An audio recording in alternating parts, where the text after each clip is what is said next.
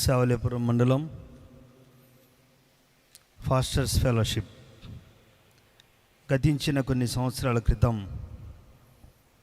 మన ఎదురుగా ఉన్న హై స్కూల్లో చాలా ఘనంగా నిర్వహించారు. తర్వాత కాలంలో కరోనా సమయంలో కొంచెం ఆలస్యమైంది. కానీ ఈ సంవత్సరం మళ్ళీ తిరిగి దీన్ని నిర్వహించడానికి ముందుకొచ్చిన దైవజనులందరికీ చాలా వందనాలు చెల్లిస్తున్నాం. ఎందుకంటే ఇలా ఐక్యతగా కలిసి ఉండటం చాలా మేలు, సంఘాలకు కానీ సేవకులు కానీ సేవకుల కుటుంబాలకు కానీ. అయితే మా తండ్రి గారు పుల్లయ్య గారు ఈ గ్రామంలో అనేక సంవత్సరాలు దేవుని సేవ చేసి కరోనా సమయంలో నేను ఈ స్టేజ్ మీద నుంచి నేను ఒక అనేక కృతజ్ఞత చెల్లించాలనుకుంటున్నాను. ఎందుకంటే కరోనా సమయంలో నేను చాలా ఒక బిగ్ లాస్ అయ్యాను నా కుటుంబంలో. రెండవ కరోనాలో ఒకే 3 దినములలో నా తండ్రిని, తల్లిని, నా అన్నయ్యని కోల్పోయాను. డే బై డే, రోజు మార్చి రోజున 28 నాన్న, 30 అన్న, 31 తల్లి గారిని కోల్పోయాను. అయితే అంతకుముందు 3 సంవత్సరాల నుంచి నేను దేవుని సేవలో ఉన్నాను. మద్రాసులో ట్రైనింగ్ అయ్యాను, తిరిగి రావటం జరిగింది. తర్వాత సహవాసం వారు నన్ను బలపరిచారు. 2 సంఘముల వారు శావల్యాపురం అండ్ పోట్లూరు శానంపుడి వారు నన్ను నిలబెట్టారు. అయితే ఇక్కడున్న వారిలో నా వెనక భాగంలో కూర్చున్న దైవజనులందరికీ వారిలో ముఖ్యంగా నన్ను ఒక తమ్ముడుగా భావించి తను సహాయంతో ఆ సమయంలో నేను చాలా లాస్ అయ్యాను. ఒక 14-15 లక్షలు పెట్టి చాలా కష్టాల్లో ఉన్నప్పుడు నన్ను దగ్గరకు వచ్చి ఆదరించి పలకరించి, అయ్యా నువ్వు దేవుని సేవ కొనసాగించు, నేను నీకు ఏ విధంగానైనా సహాయం చేయగలనని ఒక మంచి మాటతో ఆర్థికంగా కానీ కొంచెం బలం ఇచ్చిన అన్నయ్యకి, ఏస్కేల్ అన్నయ్యకి హృదయపూర్వకంగా వందనాలు చెల్లిస్తున్నాను. ఆ దినమున ఆ రోజు నా దగ్గరకు వచ్చి చాలాసేపు నా దగ్గర కూర్చొని మాట్లాడి వెళ్ళారు. కాబట్టి ప్రియులరా, దేవుని కృపను బట్టి దేవుడిచ్చిన ఈ సంతోషంలో ఒక మాట 2-3 నిమిషాలు నేను మీకు మత్తయి రాసిన సువార్త 2వ అధ్యాయము 9, 10, 11 వచనాల్లో అక్కడ బైబిల్లో మనము ఈ క్రిస్మస్ గురించి మొదటిగా గొల్లల గురించి, అలాగే జ్ఞానుల గురించి, మరియతో కానీ యేసేపుతో కానీ మాట్లాడిన గాబ్రియల్ దేవదూత గురించి మనం మాట్లాడుకుంటూ ఉంటాం. అయితే ఈ క్రిస్మస్ ఆరాధనలో చేరి వచ్చిన మీ అందరికీ జ్ఞానుల ద్వారా ఒక 2-3 మాటలు మనము ఆత్మీయంగా నేర్చుకోవాలని నేను ఆశిస్తున్నాను. ఏంటంటే అక్కడ మనము చదువుకోగలిగితే, వారు రాజు మాట విని బయలుదేరి పోవచుండగా ఇదిగో తూర్పు దేశమున వారు చూసిన నక్షత్రము ఆ శిశువు ఉండిన చోటికి మీదకి వచ్చి నిలిచే వరకు వారు ముందుగా నడిచెను. వారు ఆ నక్షత్రమును చూసి అత్యానందభరితులై ఇంటిలోనికి వచ్చి తల్లి అయిన మరియను ఆ శిశువును చూసి సాగిలపడి ఆయనను పూజించి తమ పెట్టెలు విప్పి బంగారమును, సాంబ్రాణిని, బోళమును కానుకలుగా సమర్పించిరి. జ్ఞానులు. దీనిలో నుంచి 4 మాటలు నేను మీకు చెప్తాను. అంటే బోధించను, వర్తమానం అయితే అందించను. కానీ ఎవరు ఆరాధించారు క్రీస్తు ప్రభుని? జ్ఞానులు ఆరాధించారు. ఈ లోకంలో చాలామంది జ్ఞానులు ఉన్నారు. నేను ఎక్కువగా చదువుకున్నాను, ఉన్నతమైన ఉద్యోగము, ఐశ్వర్యం ఉందనుకుంటున్నారు. ప్రియులరా, ఈ లోకంలో ఉన్న జ్ఞానులు అవినీతి పరులుగా ఎంచబడుతున్నారు. పెద్ద స్కాములు చేసేది ఎవరంటే చదువుకున్న వారే, జ్ఞానులే, ఉన్నతమైన వారే స్కాములు చేస్తారు. మనలాంటి వారు వాటి జోలి పోరు. కానీ ఎంత జ్ఞానమున్నా నీవు క్రీస్తు ప్రభు దగ్గరకు వస్తే, దేవుడిచ్చే జ్ఞానము నీవు పొందుకోగలిగితే, దేవుడిచ్చే జ్ఞానమును నీవు తీసుకోగలిగితే నీవు ఎంతగానో ఆశీర్వదించబడతావు. చాలామంది ఉన్నారు జ్ఞానులు. మనం చెప్పుకుంటే ఐన్స్టీన్ కానీ అలా చెప్పుకుంటూ పోతే ఎంతోమంది జ్ఞానులు వారు రాసిన వారి గ్రంథాల్లో ఏం చెప్తారంటే, క్రీస్తు ప్రభు ఇచ్చిన జ్ఞానం వలనే నేను బల్బు కనిపెట్టగలిగాను. నా జీవితంలో వెలుగును నింపిన క్రీస్తు ప్రభు వెలుగు ద్వారా నేను ఈ వెలుగుని కనిపెట్టగలిగానని బల్బును కనిపెట్టిన వ్యక్తి తన పుస్తకంలో రాసుకోవటం ఉంది. ఎవరు ఆరాధించారంటే జ్ఞానులు. ఈరోజు నువ్వు చాలా ఉన్నతమైన వ్యక్తి అయి ఉండొచ్చు, కానీ క్రీస్తు ప్రభుని నువ్వు ఆరాధిస్తే నీవు ఈ లోకమిచ్చే జ్ఞానము కంటే దేవుని జ్ఞానమును పొందుకుంటే గొప్ప ఆశీర్వాదము నీవు నీ కుటుంబము చూస్తారు. రెండవదిగా ఎవరిని ఆరాధించారు? ఇక్కడ జ్ఞానులు ఎవరిని ఆరాధించారు తెలుసా? లోకరక్షకుణ్ణి. పెద్దవాణ్ణి కాదు, పెద్ద వ్యక్తిని కాదు, చిన్న బాలుడిని.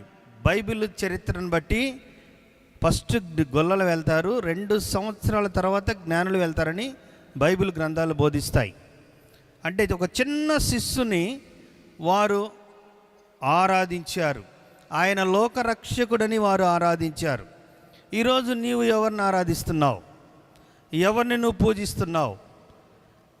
ఎవరిని నువ్వు నీ హృదయంలో ఆరాధికుడిగా ఉంచుకున్నావు? ధనమునా, ఐశ్వర్యమునా, నీ హోదానా, నీ చదువునా?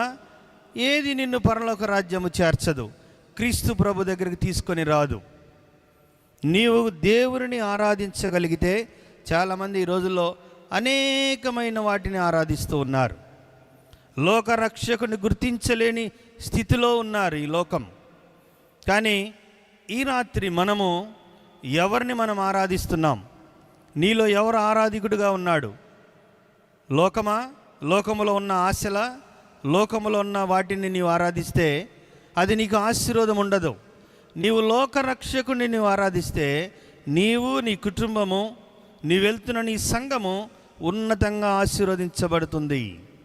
చాలామంది రకరకాలైన వాటిని ఆరాధిస్తూ వారి జీవితాన్ని పాడు చేసుకుంటూ లోకములో తక్కువ వయస్సులో మరణిస్తూ ఉన్నారు. కానీ నీవు నీ హృదయంలో క్రీస్తు ప్రభుని, లోకరక్షకుని ఆరాధిస్తే నీవు ఉన్నతమైన స్థితిలో దేవుడు నిన్ను, నీ కుటుంబాన్ని నిలబెట్టగలిగిన గొప్ప లోకరక్షకుని ఈ క్రిస్మస్, ఈ 2025 సంవత్సరం క్రిస్మస్లోనైనా సరే ఇప్పటివరకు వేటిని ఆరాధించావో, వేటి కొరకు ప్రయాసపడ్డావో నాకు తెలియదు. కానీ ఈ దినమైనా సరే ఈ రోజు నుంచి నా హృదయంలో క్రీస్తు ప్రభుని నేను ఆరాధించాలని ఒక నిర్ణయం మీరు తీసుకోవాలని. మూడో మాటగా, ఎక్కడ ఆరాధించారు వారు? జ్ఞానులు ఎక్కడ ఆరాధించారు? ఒక మాట చెప్తారా? జ్ఞానులు ఎక్కడ ఆరాధించారు? ఇంటిలో ఆరాధించారు. ఎక్కడ? ఇంటిలో ఆరాధించారు.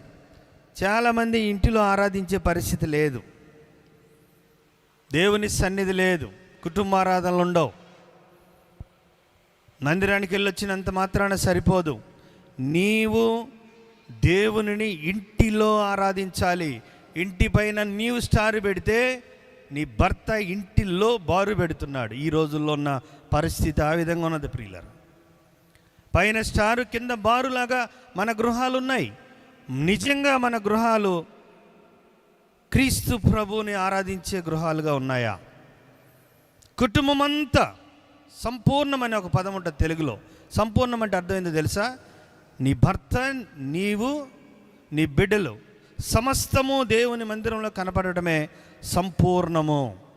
అప్పుడే నీవు ఆశీర్వదించబడతావు. నీ కుటుంబం అంతా ఎక్కడ ఆరాధిస్తున్నారు?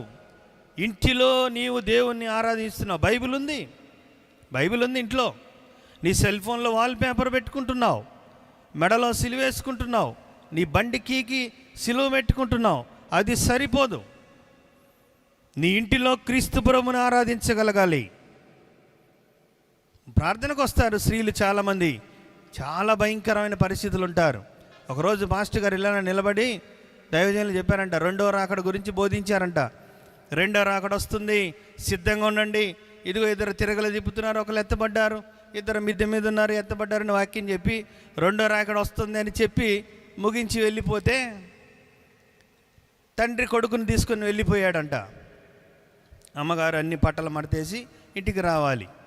వెళ్ళంగానే వాళ్ళ అమ్మని అడిగాడంట, డాడీ పాస్టర్ గారు ఈరోజు భలే వర్తమానం చెప్పాడు, రెండో రాకడ వస్తుంది అంటే ఎలా వస్తుంది డాడీ, ఎప్పుడు వస్తుంది డాడీ అంటే కొద్దిసేపట్లో వచ్చి దుండురా అన్నాడంట.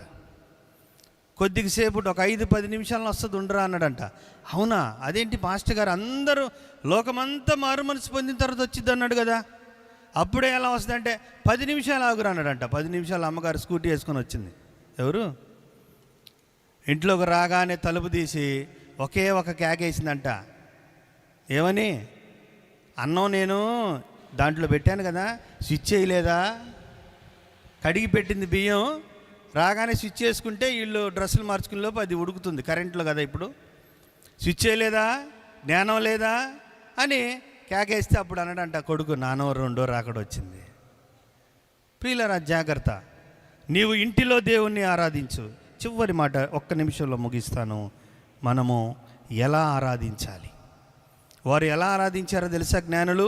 మీరు ఆ కొన్ని మాటల కింద చదివితే, వారు సాగిలపడి దేవుని ఏం చేశారు?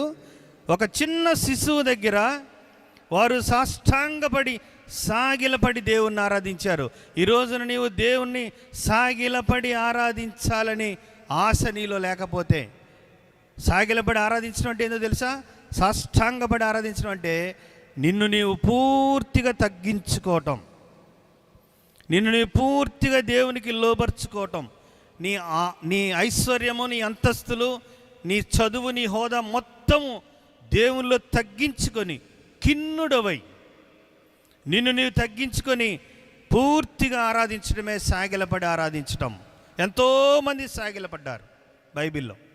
క్రీస్తు ప్రభు దగ్గర ఎంతోమంది సాగిలపడి దేవుణ్ణి ఆరాధించి ఉన్నతమైన కృపలు పొందుకున్నారు. వారు జ్ఞానులు. ఒక్క మాట చెప్పి ముగిస్తాను.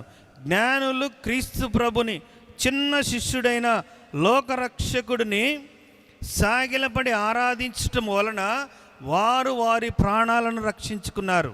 వారు సాగిలపడటం వలన దేవుడు వారికి గొప్ప జ్ఞానాన్ని ఇచ్చాడు. వారు జ్ఞానులే, కానీ దేవుని జ్ఞానాన్ని ఎప్పుడైతే క్రీస్తు ప్రభు దగ్గర సాగిలపడ్డారో, ఆ జ్ఞానము పొందుకున్నారో, వారు ఒక దర్శనం పొందుకున్నారు. తిరిగి హెరోదు రాజు దగ్గరికి వెళ్లకుండా వేరే మార్గమున వెళ్ళిపోయారు.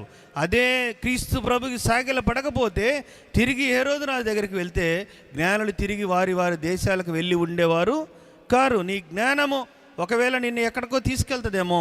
ఈ రాత్రి కాలము, ఈ క్రిస్మస్, రేపు ఒక వారములో జరుగుతున్న క్రిస్మస్లో నీవు ఇప్పటివరకు రాజకీయ నాయకులకో, డబ్బున్న వారికో, వారికిరికో సాగిలపడ్డావేమో.